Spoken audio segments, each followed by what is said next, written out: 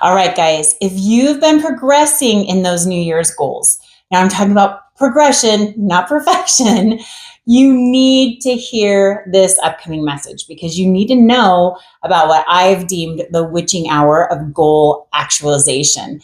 And that is the end of week 3 into week 4, where everything seems to just get derailed. Every temptation seems to blow up bigger than it was, bigger than it felt before now. And we tend to get pulled off track. So if that's you, I just want to let you know, hang on. These next 4 steps I'm going to walk you through are going to be very important for you in being able to actualize all those goals you've been working so hard for over the last 4 weeks. So last week, I took a little bit of time to walk you through some basics, some ways to prep yourself knowing that week 4 was coming. But today I thought I'd do a deep dive into some exact steps I walk my clients through so that they're prepared to weather the witching hour. So prep is super important because we want you to go into this witching hour, this 4th week, with some armor on. So do this prep work, and then you're going to have the tools to take out and utilize when it hits you hard. And I'll walk you through the tools, the prep work, and then how to use it. So the first thing is I would encourage you to solidify your connection with the identity and the destination that you are working to arrive at. That's super important because this is going to be the thing that we filter all the choices and all the temptations and all the distractions that are going to come this week and feel a little bit heavier and a little bit more tempting than they have up until now. We're going to filter all that through who that is you're working to become and the destination you want to arrive at. So take some time to revisit that. It's been a few weeks since you set that up, and having that mindful connection, reconnection with that agenda that you're working towards is going to be super important and super helpful. The stronger you're connected to that going into this witching hour, the better you're going to weather it. And why the rituals that you're establishing right now are important to being able to arrive there. Now, something that's super important, if you haven't worked with me, you don't know how we set goals. We don't really set goals in the traditional way in my coaching business. We actually don't focus on those objective goals. We focus on identity goals. So let me give you an example. If you haven't set an identity goal yet in your process of goal setting this year, take some time and reset them according to the identity, because like I said, it's an important filter for everything else that the world's going to throw at you in these coming days. So just my personal example. This is one that encompasses both my health goals and my business goals. So it's a perfect example for you. So I am a Nana who is full of adventure. I have 7 grandbabies. Well, the 7th one's on the way right now. And my objective in life is to continue to live with vigor and energy and just full of life as I enjoy my grandbabies. I have the nickname Nana Adventure for my grandkids, and I want to keep that year after year after year. But that means a couple of things. One, every choice I make about the nutrition that I put into my body and about the exercise that I do with my body aligns with that. Whenever I have an excuse come up about why I don't want to do that, or gosh, I'd like to have that, when I know it is completely in opposition to always being Nana Adventure, not just at 51 like I am now, but 61, 71, 81, etc.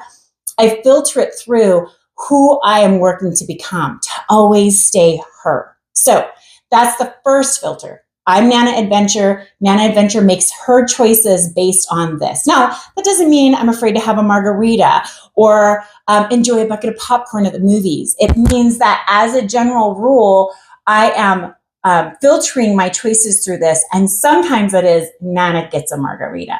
The second part of that is I want to be able to have the freedom to enjoy the time with my grandkids and the money to afford spoiling all the grandbabies. Because if I already have 7, you can imagine how many we have to come. We'll be spoiling a lot of them. And so that means when I'm showing up for myself in my business as the Nana who, I am the Nana who needs to have very focused intent on the work I do right now, so it creates the time I want to have with them later.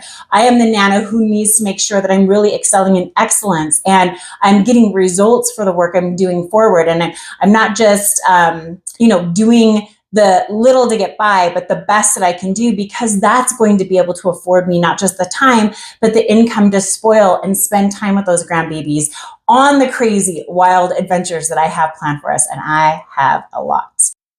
So that was step number 1. Step number 2 is that I want you to have a visual of who this is you're working to become available at all times. I always have my clients the very first week we're working together to get these visuals for themselves. And the ones who have the most success, long-term and short-term, are the ones who actually add a little ritual in the morning. So that ritual is you're going to pull out that picture of whatever it is that represents who you're working to become. So maybe if you've got weight loss goals, it's a picture of you when you felt confident and strong and vivacious in your body versus however you're feeling right now. Or if it is that you want to grow your business to a certain status, and there was a time when you met somebody who was exactly where you want to be and that you've been working toward, you have a picture of maybe you and them together. Something that gives you the visual of who it is you are working to become. And you're going to have that like on your phone where at the ready, right? Anytime temptation comes up to distract you from working towards who that person is, I want you to be able to pull it out immediately. That is key. Now, I mentioned that clients of mine who have the most success right out of the gate, I always have them do this ritual. And the ones who are most faithful with it have the easiest time through the transition of onboarding the rituals that that person they're working to become has to have, and being able to push away the rituals that were keeping them from raising their life to that standard. And that is taking out that picture every morning, whether it be something that they have up where they can see it, or in their phone, the one that they have in place for emergencies, whichever one. And I ask them to look at who that person is and ask themselves, how am I showing up for this version of me today? So looking at that version of what you're working to become, asking yourself, how am I showing up for this version of me today? Okay. And then also ask yourself, what things might come up in my day that I need to be aware of and on guard of, and how am I going to handle them based on this version of me? Not the past version of me that struggled with this, but this version that I'm working to become. How would he or she handle this distraction, this interruption, this stumbling block? And go into your day thinking ahead of what might disrupt you and how you can show up as your future self. Super powerful, super important. Now, obviously, throughout the day, when temptations come, distractions try to pull you away, you can just pull out that picture and immediately ask yourself, how would he or she handle this? Use that as that filter for you in the decisions that you're going to be making in the coming days. Okay, so step number 3 is super important because it is a pattern interrupt that really will connect you to the path you're about to take. And the better we can connect you to the choice you're about to take, the better you can realign yourself with the place that you really want to arrive at as the person that you really want to show up as. So this is super important. You're going to prepare ahead a scenario or a scene in your head that you can use later on to make a visceral connection when the temptation comes up. So what I mean by this is find a way, just like we talked about earlier, really connecting to the person you're working to become right now, to that identity, and making a strong visceral connection there. We now need to have a strong visceral connection to the direction you do not want to go. Because as that temptation floods us, and as we pull out our phone to look at that person that we're wanting to become, the person we're creating and aligning our habits with, and the temptation and the distractions want to pull us away from that in a different direction, if we can stop for a moment, have a pattern interrupt, and really feel what it feels like to go down that other path, the path that is not aligned with where you want to go. When you can make that connection, It is super powerful because then you're now making a decision based on truth of what you're about to do, not just going with the flow and oops, oh, I wasted all that time again, or oops, oh, I procrastinated a day away again, or oops, oh, I had to stretch out a deadline again. Instead, we can stop it right as it happens and deeply connect with the place that we're headed to if we make that choice. And when we use this filter, when we filter through who we're wanting to become and what those rituals would be like, how we need to show up aligned with that person. And then we also filter it through where this is going to take me ultimately, what I'm not wanting to be, how I've raised my standard above that direction, and therefore I need to avert and turn and go this way. When we make that connection at a deep level, it really fuels our fire just to drop the temptation and turn the other way. So let me kind of show you what this looks like. So the example I'm going to use of how powerful this is from one of my clients. And this can help you determine what experience or scenario you want to plant in your head. You want it to be something as real as what I'm going to explain to you. So this particular client, he is a consultant and he's really good at meeting the deadlines in his business, but he's really horrible about not doing that and having it squeeze into his family time. He procrastinates and he distracts himself and he puts things off until the last minute, and he does get the projects for the clients, but that means he's working late, he's always distracted at home, he just doesn't have that balance and that connection that he wants with his family, and he knows that it's really affecting him. That's why he actually came to me, was to get that out of his system, if you will. So in that first week of onboarding, as we were getting him ready so they'd have all this armor on, I told him about this visceral connection, and he pulled out a picture and he showed it to me, and it was him and his wife and his young kids, and they looked happy. It was clearly a vacation, like the perfect little Instagram picture, right? And so I explained to him, I was like, oh, no, we actually need something that you're working away from. This visceral connection is where you don't want to be. That's a good picture for where you want to be. And he explained, no, this picture represents everything that I've got to change. And then he told me the story that this picture, right before it was taken, he and his wife had been in a very big argument. The joy that is on the faces of him and his wife there was definitely not the energy that was going on, because they had arrived at their vacation, and ever since they arrived, he had been heavily distracted. He had a business deadline looming as soon as he got back from vacation. And because he procrastinated, he had not got those things finalized and across the finish line before they left, which meant now they're on vacation. And all that morning, while he should have been making connection with his kids, playing on the beach, having some good connection time with his wife, he was messing with emails. He was formulating some stuff for the presentation. He was really immersed in work and totally distracted and disconnected from his family. And his wife had it. She was hoping that this vacation would give them a time to connect. And instead, it just was making their issues even bigger. And so they'd gotten into a big argument. He was feeling horrible because he knew this was completely something that didn't have to take place. He could have completely avoided this had he just followed through with all the things he promised himself. And now his wife is mad. So they got ready to go out on an outing. All the kids were dressed and excited. They had a picture snapped of them right before they went on that outing.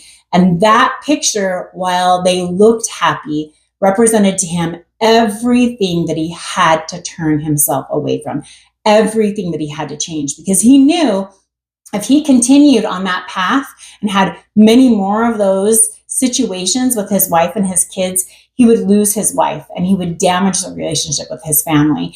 And that wasn't worth whatever those distractions were. And he needed to deeply change it. So he grabbed this picture as that visceral connection because it represented everything that he had to change, and every reason when the procrastination and that itch to procrastinate and itch to be distracted came up, he had to push it away. He can't head down that path anymore.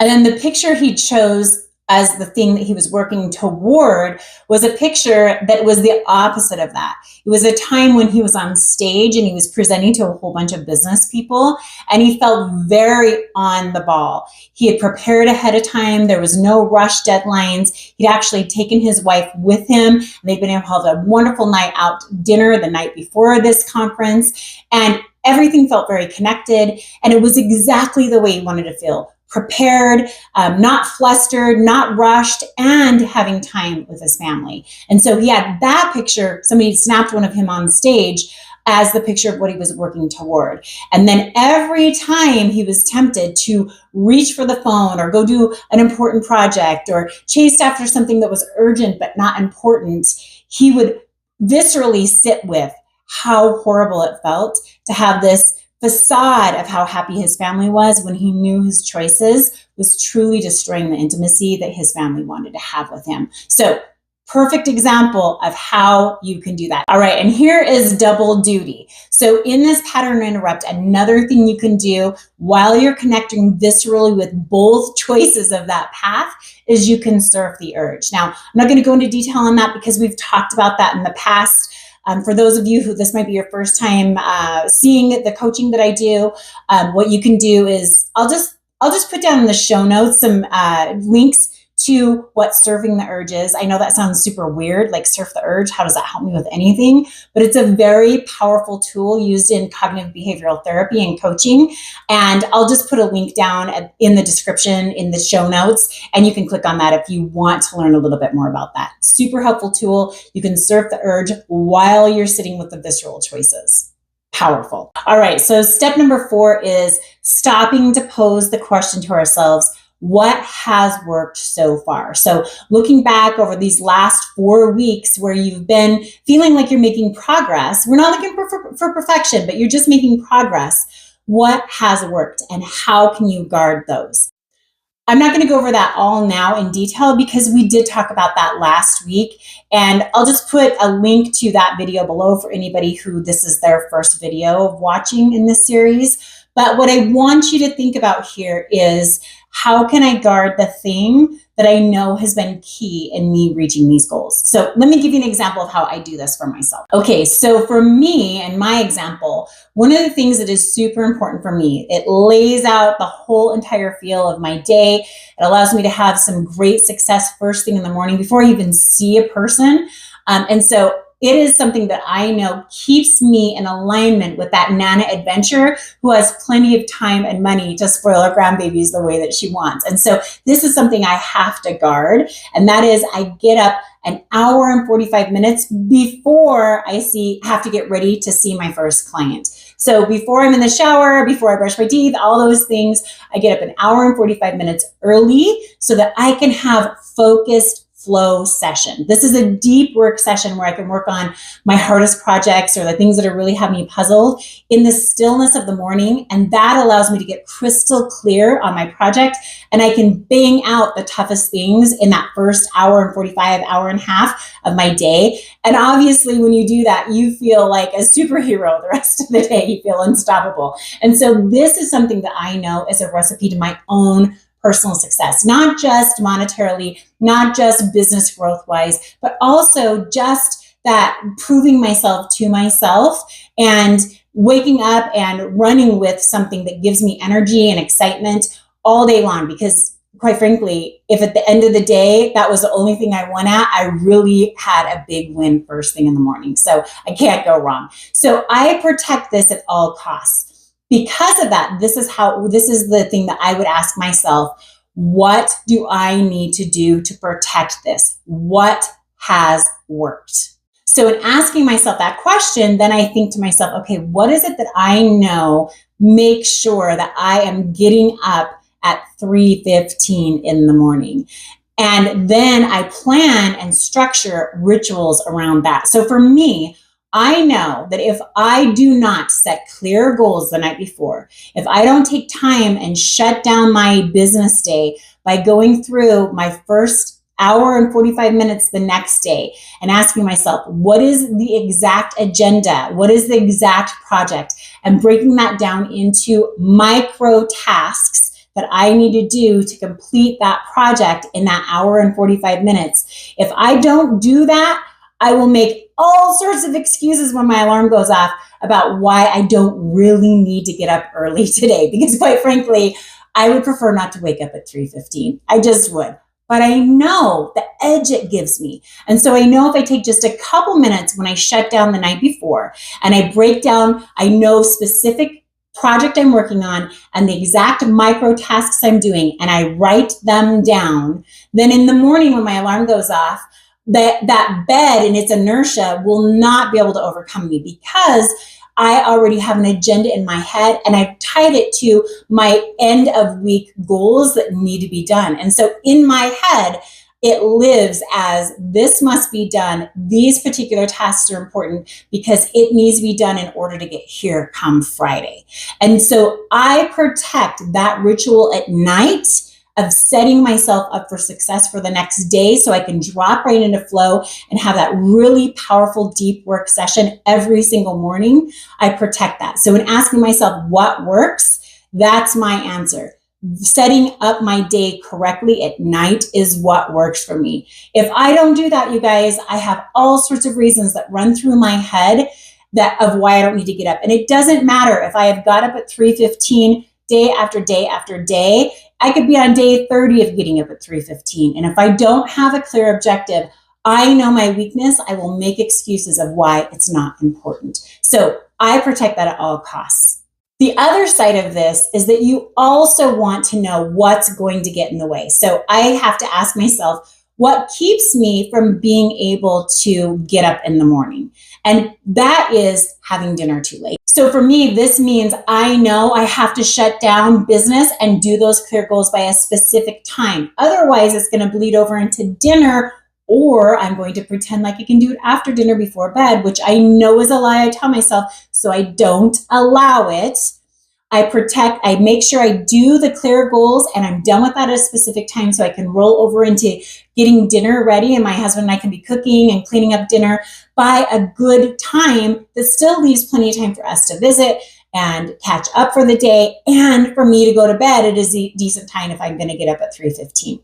So that's the other thing is I know what I need to have in place and I know what I need to guard against. Guarding against doing dinner too late, because dinner too late means that bed too late. Bed too late means that when the alarm goes off, I will be able to rationalize that it makes way more sense for me to get an hour more of sleep because I'll probably, be worthless all day anyways with so little sleep. And so those are the two things I protect. One, I protect doing my clear goals with micro tasks. Number two, I make sure we eat dinner early enough and we are cleaning up early enough that I can get into bed early enough. So ask yourself, what is important for me? What has worked? And how can I guard that? How do I need to make sure that no matter what, this thing is done so that I can have success? Of course, there's lots of other strategies we go through with clients, and this was definitely a high level explanation of these 4 steps that I do when they first get started. But if you just stick with these 4 steps and you prepare yourself and get armored up for the witching hour of week 4, you're definitely going to come through this way easier than you have in the past. You might stumble a little bit, and that's okay. We're not looking for perfection, but you're looking for ways to make those stumbles just a trip and not a full-on fall where you lay there for week after week, right? So take these 4 steps, put them to action. I'd love to hear how they work for you. I'd also love to hear any questions you have about how to implement them in your own life. I can definitely answer those back if you put it in the comments. But just let me know how I can help you further. Also, I'll be sure to link some of those other tools in the description too, in the show notes. That way you can kind of follow up on those if you'd like. And I'll include information about the flow session that I was just talking about because it is super powerful. But even if you just apply these 4 steps, you're going to have way more success this year than you have in the past. Hope you have a blessed week.